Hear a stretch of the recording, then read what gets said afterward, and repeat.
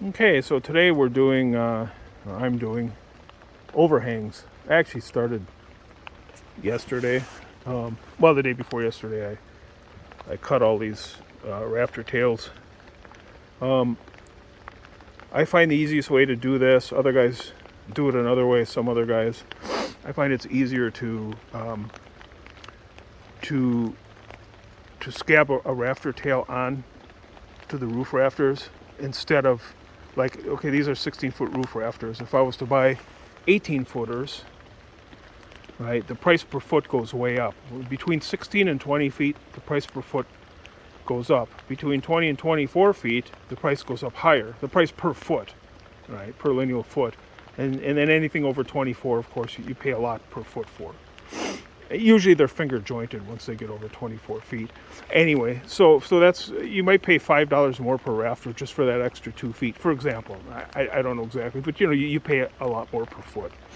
So that's number one. And then if you do that, then you still gotta come back, snap a line across. See, what a lot of guys do is even if they scab rafter tails on like I did, so I cut a bunch of 30-inch pieces and scab them on.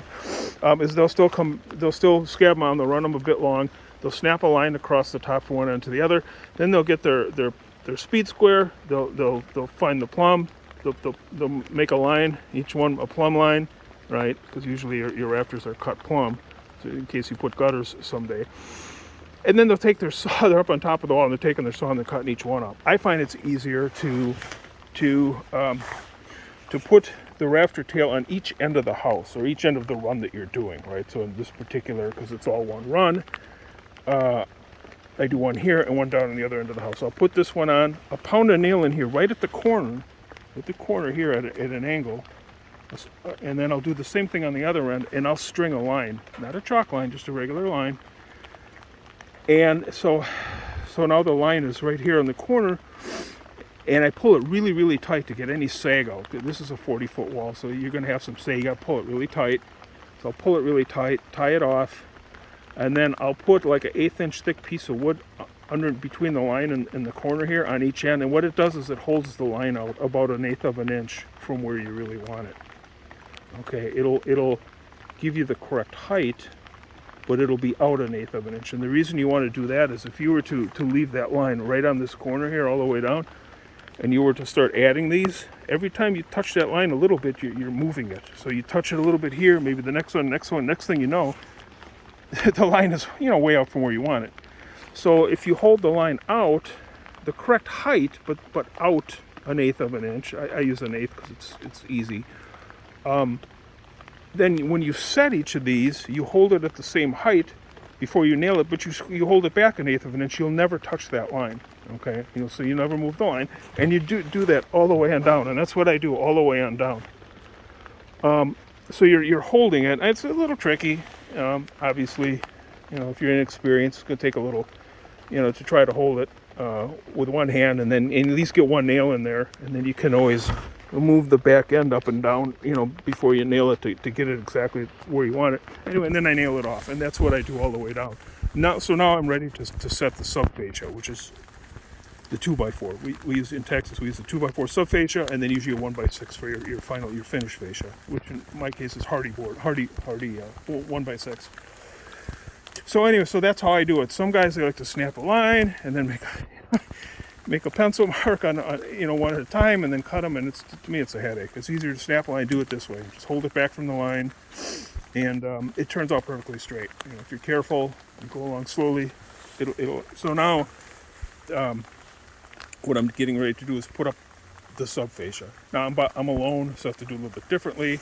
What I do is I pound a nail in here a little bit, just to hold the one end of it, because it's a 16-foot 2x4. It's going to go past, because it's going to need to go past for my front overhang, okay, for the front of the house, and also for the rear of the house. But what it enables me to do is to set one end on here while I'm trying to hold it and nail it. And then, because this is the first piece, I need to end it in the middle of a rafter tail so I can continue with the next one. So how do I know where the middle is when I'm trying to hold this thing? Down about 16 feet, well, about 15 feet down, because it's a 16-foot piece, but I have about a 1-foot overhang. So I go down to to the rafter tail that's about 15 feet or less from the front fascia, where the front fascia of the house is going to be. And I pound a nail in, a temporary nail, right here in the center, but down here in the face, right? Just pound it in a little bit. What that does is when I'm up here holding that thing to get my first nail in, I'll push it down till it bumps up against that nail, and I know it's the right position. Okay, I don't know, you can't really see the nail anyway, it's down there. So it'll bump up against it, so I know I'm right as far as this way. And then I usually take my pencil and I'll hold my pencil on top, on edge, and then I'll pull that fascia up until it bumps the pencil, because you want that front corner of the sub-fascia, the 2x4, the front, so you're out 1.5 inches and down 3.5. You want that front corner, you want that to plane, so when you lay your plywood, it comes right to that front edge. I go past. When I put the plywood, it'll go past about 3/4. That way, when I put my final fascia on, it'll slip underneath the plywood, and the roofers will put the metal edging on, and it'll fit on there nicely. But anyway, so you want that, you don't want to hold that 2x4 too high, so that now you get a bump in your plywood, in your sheeting, when you put your roof sheeting on. Anyway, so I'm holding the pencil here. I put the 2x4 about where I need it to be, somewhere in the middle of I'm about halfway down the length of the 2x4. So it's kind of balanced, even though it's held here on one end by this nail, held up from falling down. And then I'll pop a couple nails in there. Then I'll come back down here, I'll pull that nail out. You usually pull it out by hand, you don't have to pound it in that far. And then I'll get this the right height here, and then I'll just start nailing all the way on down.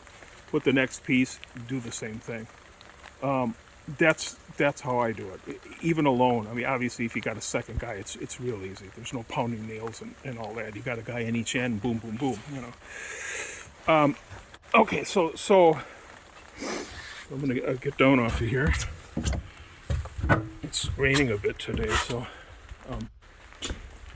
but I'll stay here until I get wet, until I get soaked through, and then I'll go home. At least I'll get something done. See, now the front overhang, we do like that. On this, I put these on, the 2x4s on the flat. They'll go inside here. You can see, but they go to the next joist over, right? So I get those on, I run them long a little bit, and then on this one I snap a line. So I got all 5 of them on here. That's all you need to hold up. This is only 18, maybe total feet, 18 feet. Anyway, and then there I measure out the width of my overhang, my total overhang that I want. I subtract 1.5 inches for the sub-fascia, and then I snap a line. It's on those I snap a line, because it's too hard to get those lined up on the end like I did with the other ones. It's easier just to snap, because they're going to follow that joist inside, the roof rafter. They're going to follow that, so they're not going to be as straight as we want anyway. So anyway, yeah, and then I snap a line, and these I cut off with the circular saw. Up here, I just cut them, I snap the line, cut them, and then I install this, okay? Yeah, so that's the front fascia. That's how I do the front fascia, a little bit different system. All this stuff here and these notches, that was all done when the roof was on the ground. And then down here, I did this fascia yesterday, and it's all completed. And as you can see, it's perfectly straight. I mean, it doesn't get any straighter than that. Doing the method that I showed you on the other side. And then the same thing here. Obviously, you snap a line. When you look up, well, it's hard to see on the camera, but anyway, it's perfectly straight. Okay, so I mean, that stuff shows. It doesn't matter when you put the final fascia on, nothing covers it up. You want those to be straight. Like I said, you can do it the other way, snapping lines. Down here, making pencil line plumbing and then cutting with the saw. That's just a headache to do. There's no reason to do it. It's faster to do it the way I do it. And I always look for the fastest and easiest way, obviously, especially when I'm working alone. So anyway, so that's that's preparing for the soffit and fascia. I think most parts of the country they do it like this. The states that I've lived in, they do. That might be different in some other places. Anyway, yeah. So that's it. That's where we're at today.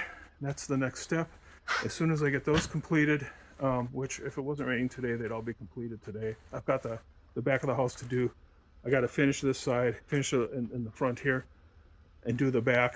It would be done today, but I got a late start because it was raining harder this morning, and I don't know how long I'm going to be here. But anyway, when this is done, whether I'd finish it today or tomorrow, and then I start putting the plywood on the roof. Because I want to get the roof decked. I want the plywood on the roof so I can paper it, at least get the paper on to keep it dry in here. And then after the, it's called drying in. So after it's dried in, then I'll go back and do, put in the ceiling joists and to build any pony walls I need to build, or the supports to support the roof rafters, the intermediate supports off the walls. Do all that stuff. I just want to get the plywood on. I want to get dried in because I don't want any more. I keep getting water in here, so it's not good. And then also the plumbers can get started. So anyway, back to work.